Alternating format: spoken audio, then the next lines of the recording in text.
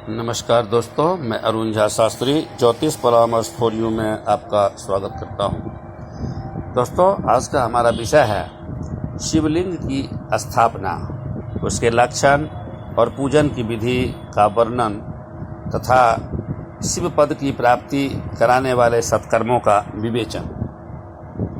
ऋषियों ने पूछा, सूत जी, शिवलिंग की स्थापना कैसे करनी चाहिए, उसका लक्षण क्या है तथा उसकी पूजा कैसे करनी चाहिए, किस देश काल में करनी चाहिए और किस द्रव्य के द्वारा उसका निर्माण होना चाहिए। सूत जी ने कहा, महर्षियों, मैं तुम लोगों के लिए इस विषय का वर्णन करता हूँ, ध्यान देकर सुनो और समझो। अनुकूल एवं शुभ समय में किसी पवित्र तीर्थ में, नदी आदि के तट पर अपनी रुचि के अनुसार ऐसी जगह शिवलिंग की स्थापना करनी चाहिए जहाँ नित्य पूजन हो सके। पार्थिव द्रव्य से अपनी रुचि के अनुसार कल्पोक्त लक्षणों से युक्त शिवलिंग का निर्माण करके उसकी पूजा करने से उपासक को उस पूजन का पूरा फल प्राप्त होता है। संपूर्ण शुभ लक्षणों से युक्त शिवलिंग की यदि पूजा की जाए तो वह तत्काल पूजा का फल देने वाला होता है। यदि चल प्रतिष्ठा करनी हो तो इसके लिए छोटा सा शिवलिंग अथवा विग्रह श्रेष्ठ माना जाता है, और यदि अचल प्रतिष्ठा करनी हो तो स्थूल शिवलिंग अथवा विग्रह अच्छा माना गया है। उत्तम लक्षणों से युक्त शिवलिंग की पीठ सहित स्थापना करनी चाहिए।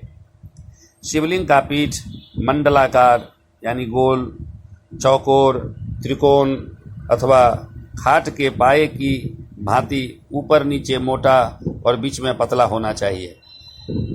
ऐसा लिंग पीठ महान फल देने वाला होता है। पहले मिट्टी से, प्रस्तर आदि से अथवा लोहे आदि से शिवलिंग का निर्माण हो, उसी से उसका पीठ भी बनाना चाहिए। यही स्थावर यानी अचल प्रतिष्ठा वाले शिवलिंग की विशेष बात है।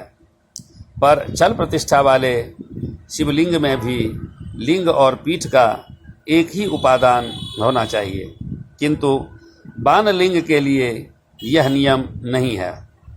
लिंग की लंबाई निर्माणकर्ता या स्थापना करने वाले यजमान के 12 अंगुल के बराबर होनी चाहिए। ऐसे ही शिवलिंग को उत्तम कहा गया है। इससे कम लंबाई हो तो फल में कमी आ जाती है, अधिक हो तो कोई दोष नहीं। चर लिंग में भी वैसा ही नियम है। उसकी लंबाई कम से कम कर्ता के 1 अंगुल के बराबर होनी चाहिए।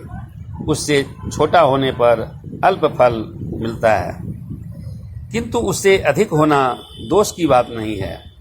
यजमान को चाहिए कि वह पहले शिल्प शास्त्र के अनुसार एक विमान या देवालय बनवाए जो देवगणों की मूर्तियों से अलंकृत हो। उसका गर्भगृह बहुत ही सुंदर, सुदृढ़ और दर्पण के समान स्वच्छ हो। उसे 9 प्रकार के रत्नों से विभूषित किया गया हो। उसमें पूर्व और पश्चिम दिशा में 2 मुख्य द्वार हो। जहाँ शिवलिंग की स्थापना करनी हो उस स्थान के गर्त में नीलम, लाल बैदुर्ज, श्याम मरकत, मोती, मूंगा, गोमेद और हीरा, इन 9 रत्नों को तथा अन्य महत्वपूर्ण द्रव्यों को वैदिक मंत्रों के साथ छोड़ें। सद्योजात आदि 5 वैदिक मंत्रों द्वारा ओम सद्योजातम प्रपद्यामि सद्योजाताय वै नमः, भवे भवे नाति भवे भवश्रवांग भवोद्भवाय नमः, ओम वामदेवाय नमो, ज्येष्ठाय नमः, श्रेष्ठाय नमो, रुद्राय नमः, कालाय नमः, कलविकरणाय नमो, बलविकरणाय नमो, बलाय नमो, बलप्रमथनाय नमः, सर्वभूत दमनाय नमो, मनोन्मनाय नमः। शिवलिंग का 5 स्थानों में क्रमशः पूजन करके अग्नि में भविष्य की अनेक आहुतियां दे और परिवार सहित मेरी पूजा करके गुरु स्वरूप आचार्य को धन से तथा भाई बंधुओं को मनचाही वस्तुओं से संतुष्ट करे। याचकों को सुवर्ण, गृह एवं भू संपत्ति तथा चेतन यानी गौ आदि वैभव प्रदान करे। स्थावर जंगम सभी जीवों को यत्नपूर्वक संतुष्ट करके एक गड्ढे में सुवर्ण तथा 9 प्रकार के रत्न भरकर सत्योजात आदि वैदिक मंत्रों का उच्चारण करके परम कल्याणकारी महादेव जी का ध्यान करे। तत्पश्चात नाद घोष से युक्त महामंत्र ओंकार का उच्चारण करके उक्त गड्ढे में शिवलिंग की स्थापना करके उसे पीठ से संयुक्त करे। इस प्रकार पीठ युक्त लिंग की स्थापना करके उसे नित्य लेप यानी दीर्घ काल तक टिके रहने वाले मसाले से जोड़कर स्थिर करे। इसी प्रकार वहाँ परम सुंदर मूर्ति की भी स्थापना करनी चाहिए। सारांश यह है कि भूमि संस्कार आदि की सारी विधि जैसी लिंग प्रतिष्ठा के लिए कही गई है, स्थावर लिंग की सींचने आदि के द्वारा सेवा करनी चाहिए और जंगम लिंग को आहार एवं जल आदि देकर तृप्त करना उचित है। उन स्थावर जंगम जीवों को सुख पहुँचने में अनुरक्त होना भगवान शिव का पूजन है, ऐसा विद्वान पुरुष मानते हैं। यूँ बराबर जीवों को ही भगवान शंकर के प्रतीक मानकर उनका पूजन करना चाहिए। इस तरह महालिंग की स्थापना करके विविध उपचारों द्वारा उसका पूजन करें। अपनी शक्ति के अनुसार नित्य पूजा करनी चाहिए तथा देवालय के पास ध्वजारोपण आदि करना चाहिए। शिवलिंग साक्षात शिव का पद प्रदान करने वाला है अथवा चरलिंग में षोडशोपचार द्वारा यथोचित रीति से क्रमशः पूजन करे। यह पूजन भी शिव पद प्रदान करने वाला है।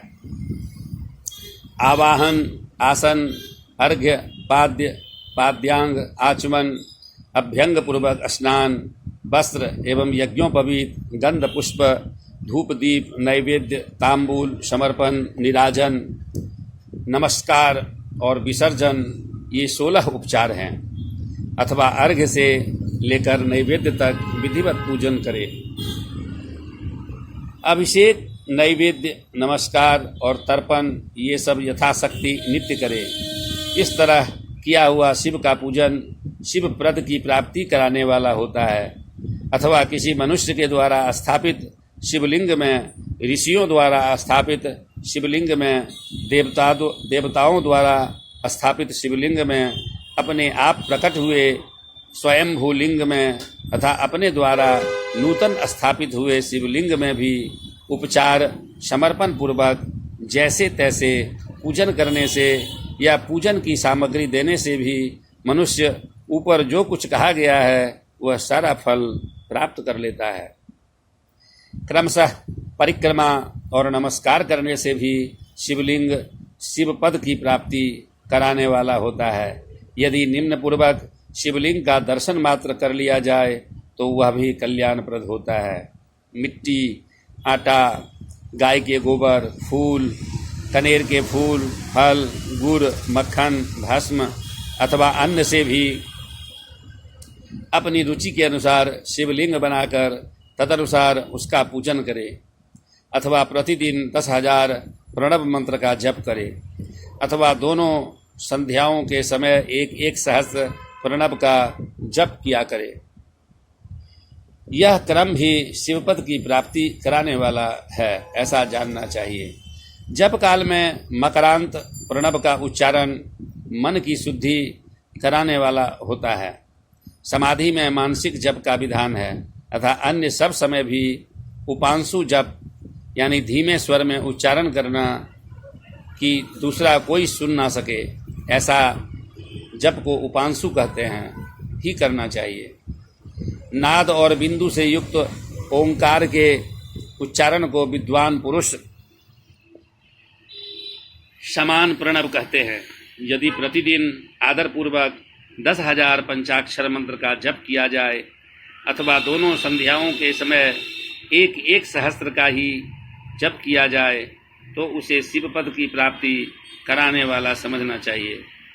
ब्राह्मणों के लिए आदि में प्रणव से युक्त पंचाक्षर मंत्र अच्छा बताया गया है।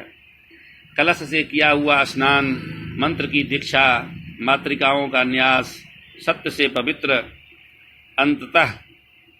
अंतःकरण वाला ब्राह्मण तथा ज्ञानी गुरु, इन सबको उत्तम माना गया है। द्विजों के लिए नमः शिवाय के उच्चारण का विधान है।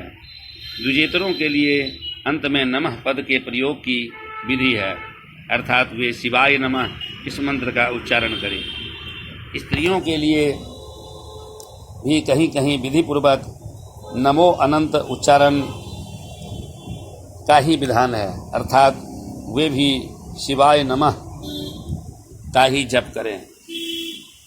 कोई ऋषि ब्राह्मण की स्त्रियों के लिए नमः पूर्वक शिवाय के जप की अनुमति देते हैं, अर्थात वे नमः शिवाय का जप करें।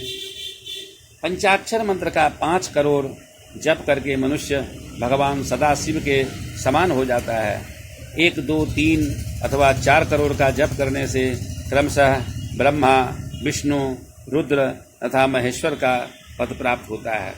अथवा मंत्र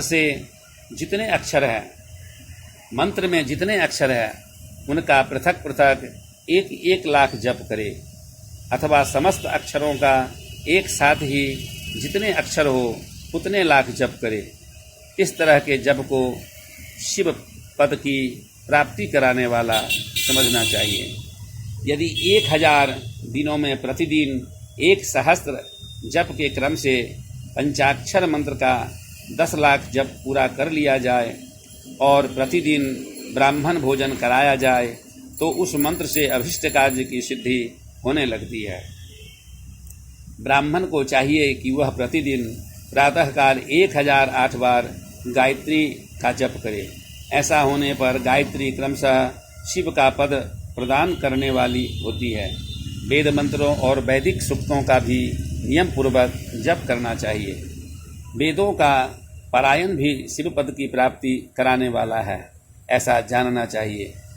अन्यान्य जो बहुत से मंत्र है उनका भी जितने अक्षर हो उतने लाख जप करें। इस प्रकार जो यथाशक्ति जप करता है वह क्रमशः शिव पद यानी मोक्ष प्राप्त कर लेता है। अपनी रुचि के अनुसार किसी एक मंत्र को अपनाकर मृत्यु पर्यंत प्रतिदिन उसका जप करना चाहिए, अथवा ओम इस मंत्र का प्रतिदिन 1 सहस्त्र जप करना चाहिए। ऐसा करने पर भगवान शिव की आज्ञा से संपूर्ण मनोरथों की सिद्धि होती है। जो मनुष्य भगवान शिव के लिए फुलवारी या बगीचे आदि लगाता है तथा शिव के सेवा कार्य के लिए मंदिर में झाड़ने बुझाने आदि की व्यवस्था करता है, वह इस पुण्य कर्म को करके शिव पद प्राप्त कर लेता है। भगवान शिव के जो काशी आदि क्षेत्र में उनमें भक्तिपूर्वक नित्य निवास करे, वह जड़ चेतन सभी को भोग और मोक्ष देने वाला होता है।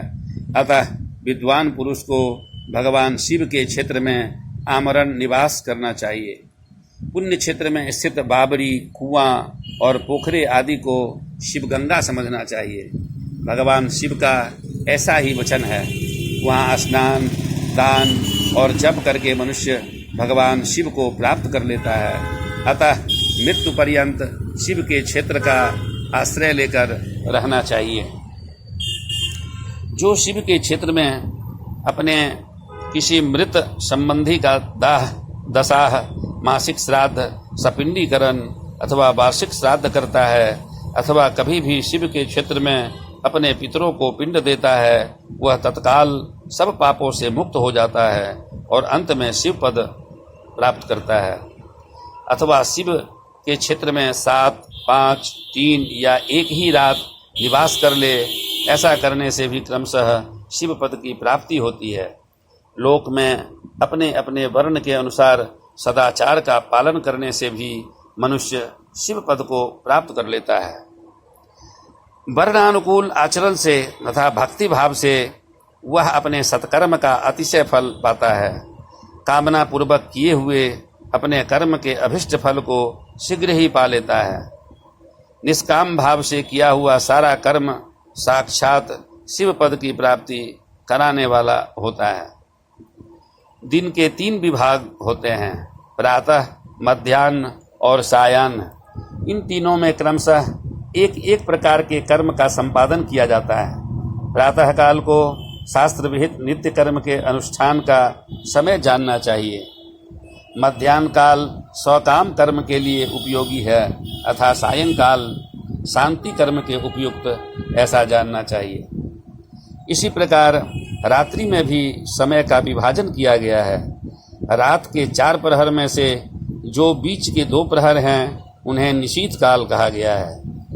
विशेषतः उसी काल में की हुई भगवान शिव की पूजा अभिष्ट फल को देने वाली होती है। ऐसा जानकर कर्म करने वाला मनुष्य यथोक्त फल का भागी होता है। विशेषतः कलयुग में कर्म से ही फल की सिद्धि होती है। अपने अपने अधिकार के अनुसार ऊपर कहे गए किसी भी कर्म के द्वारा शिवाराधन कर लेने वाला पुरुष यदि सदाचारी है और पाप से डरता है तो वह उन कर्मों का पूरा फल अवश्य प्राप्त कर लेता है। ओम नमः शिवाय। धन्यवाद।